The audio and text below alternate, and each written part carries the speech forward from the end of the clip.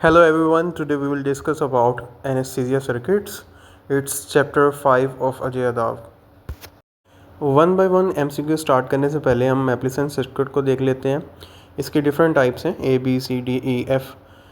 ए को हम McGill lake system कहते हैं, सी को हम Waters to and fro system कहते हैं, डी को हम बैंड सर्किट कहते हैं, ई को आई एस टी पीस कहते हैं और एफ को जैक्सन रीस टी पीस इसको भी कह सकते हैं। ठीक है, ई एंड एफ जो हैं टी पीस ही हैं, लेकिन ई को जो है एयर्स कहते हैं और एफ को जैक्सन रीस कहते हैं। उसके बाद इनके अंदर बेसिक डिफरेंस क्या है, फर्स्ट डिफरेंस देख लेते हैं। तो हम पेयर्स बना लेते हैं इन टाइप्स को। ए बी सी को एक पेयर बना लें, डी ई एफ को एक पेयर बना लें। ए बी सी की बात करें तो इसमें जो रिजर्वायर बैग है उसके करीब ही एफ जी आई फ्रेश गैस इनलेट होगा और पेशेंट के माउथ के करीब जो होगा वो ए पी एल वाल्व होगा।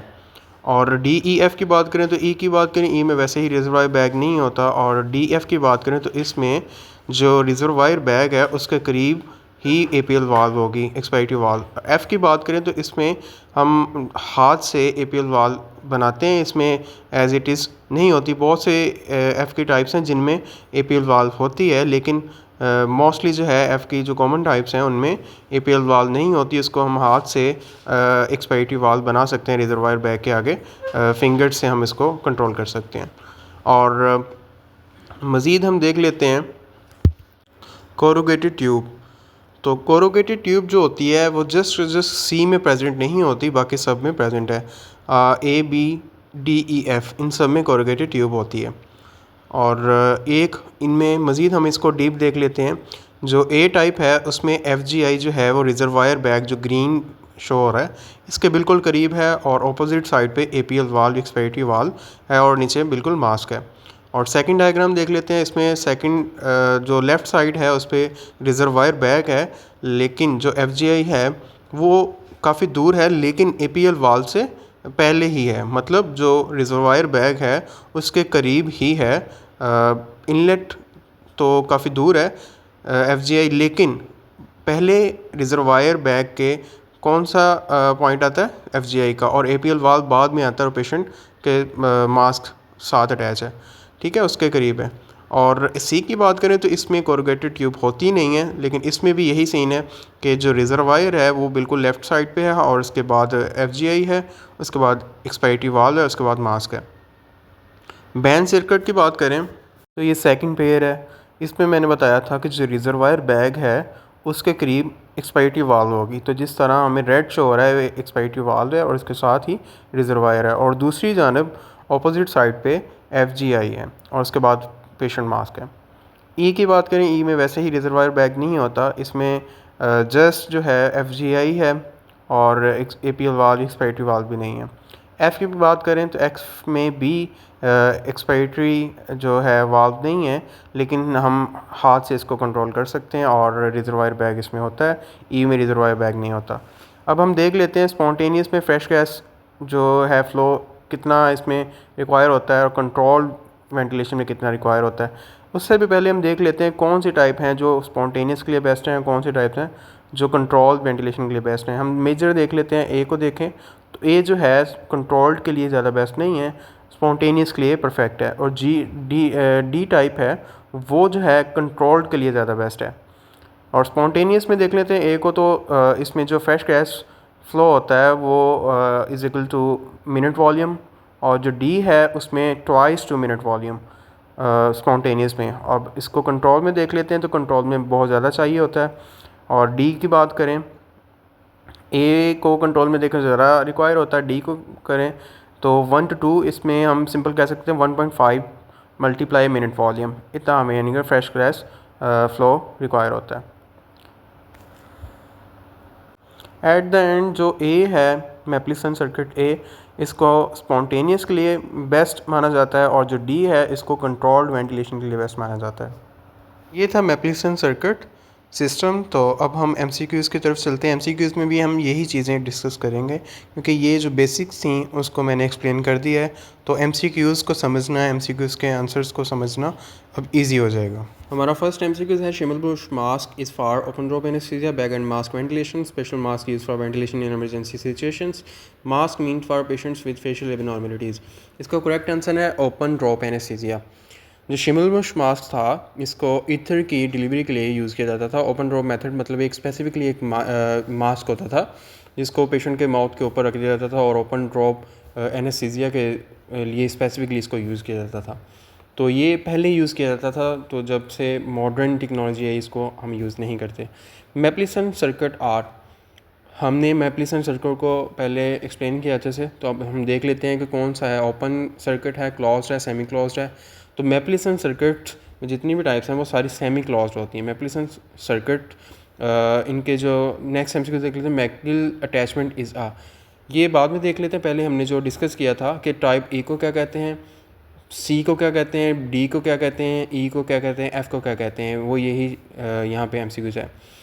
McGill attachment is a, Magill और लेक उसको हम मैप्लिसन ए सिस्टम के नाम से जानते हैं।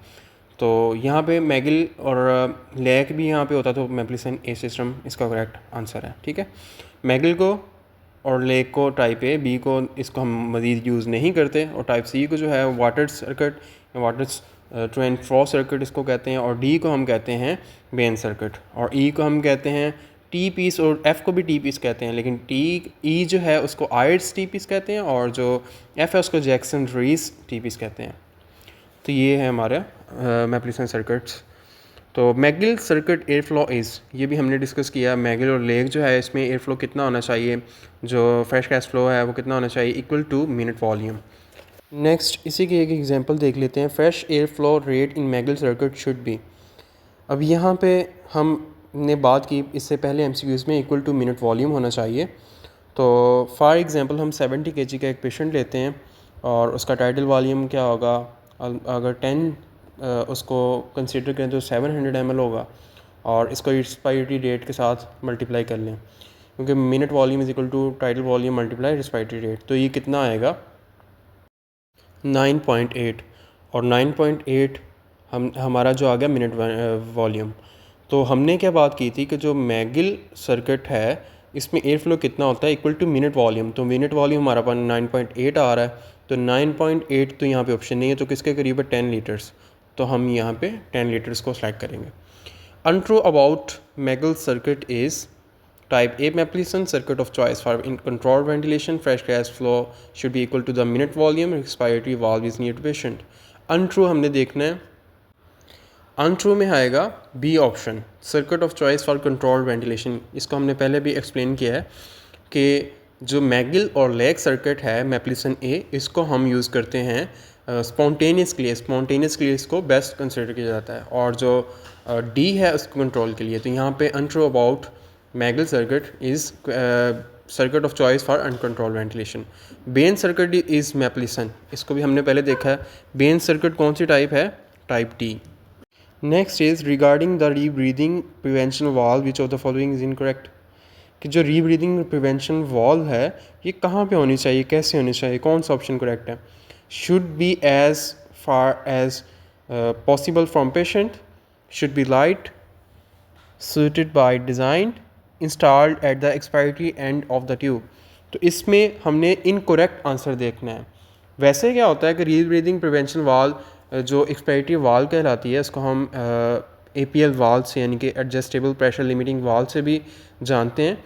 तो ये पेशेंट के करीब होगी तो मैक्सिमम एक्सलेशन जो गैसेस की ये करवाएगी। तो हमारा यहाँ पे जो इनकोरेक्ट आंसर है वो है A, should be as far as possible from patient.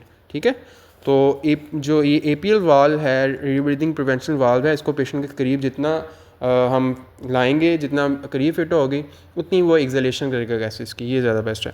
तो इनकरेक्ट में should be as far as possible from patient.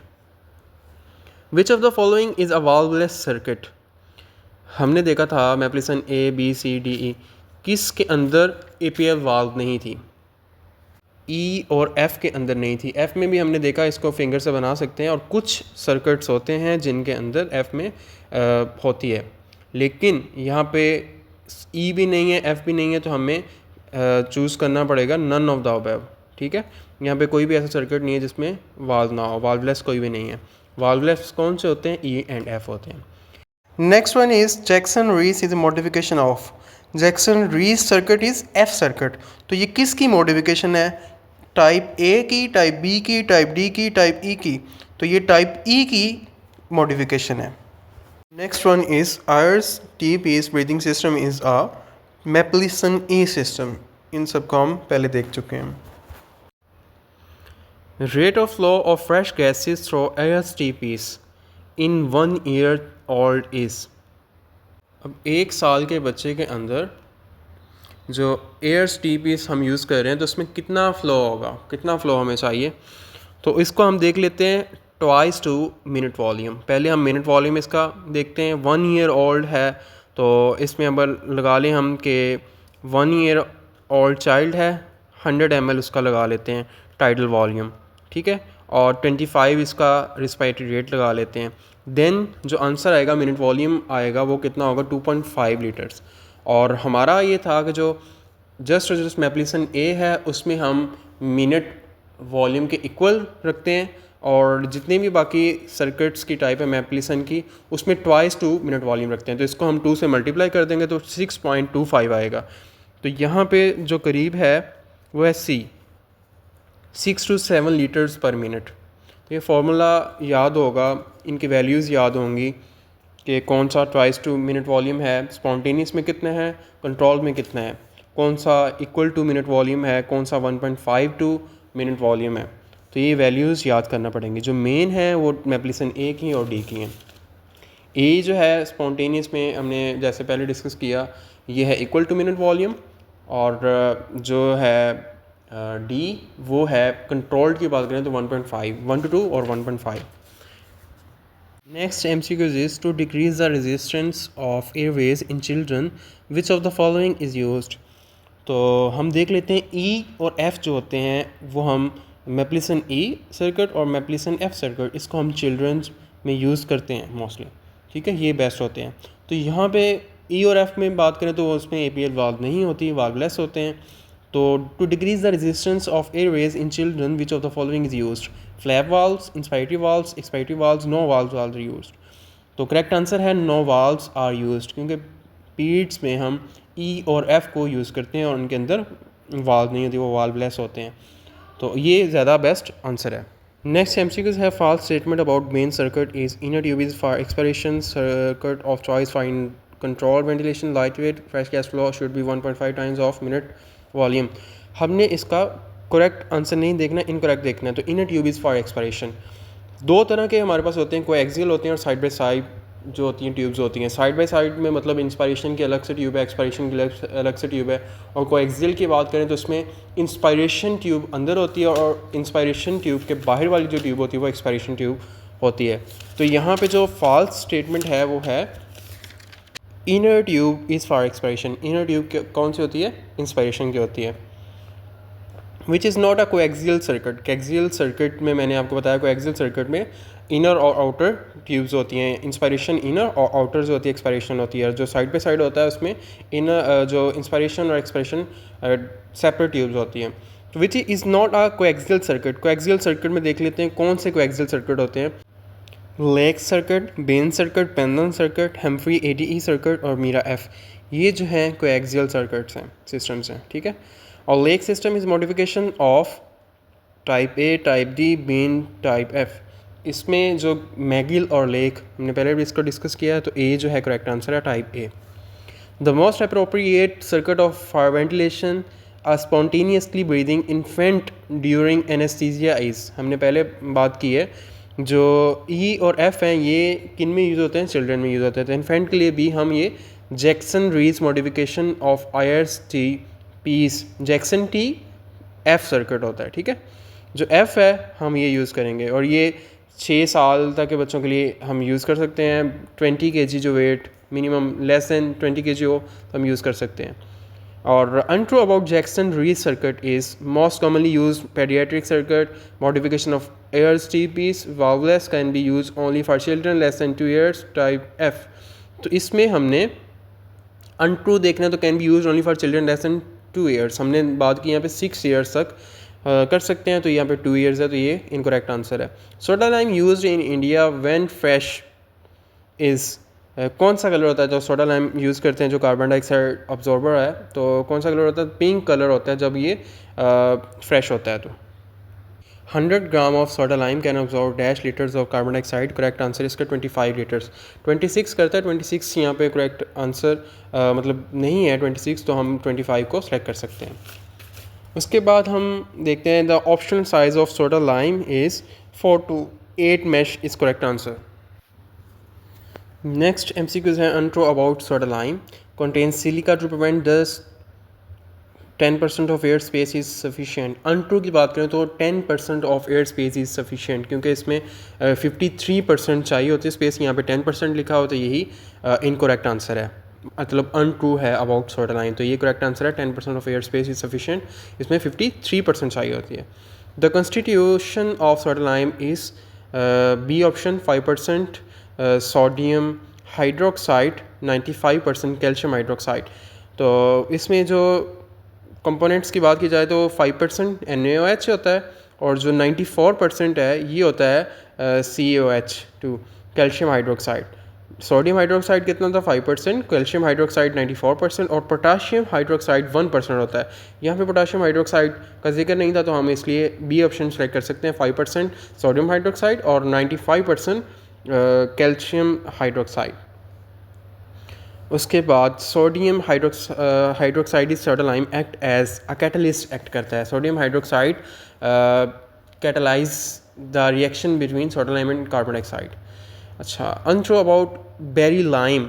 Berry lime more efficient than soda lime, less caustic than soda lime, performs better in dry climate, does not require silica। untrue की बात करें तो it's not better from soda lime, more efficient than soda lime, ये A option इसका correct है। untrue ये है कि जो बेरी लाइम है ये सोडा लाइम से ज़्यादा एक्यूरेट, ज़्यादा एफिशिएंट नहीं होता, तो सोडा लाइम जो है वो ज़्यादा एफिशिएंट होता है as compare to baralyme. All of the following factors decrease the carbon dioxide absorption through the soda lime except। अच्छा, यहाँ पे 4 ऑप्शंस हैं। Increased flow, decreased dead space, increased dead flow, increased tidal volume, increased resistant in circuit. तो यहाँ पे हमने देखना है एक्सेप्ट, ठीक है, कौन से फैक्टर्स हैं जो कार्बन डाइऑक्साइड अब्जॉर्प्शन को डिक्रीज़ करते हैं। तो B and D are correct answer, decrease dead space and increased resistance in circuit।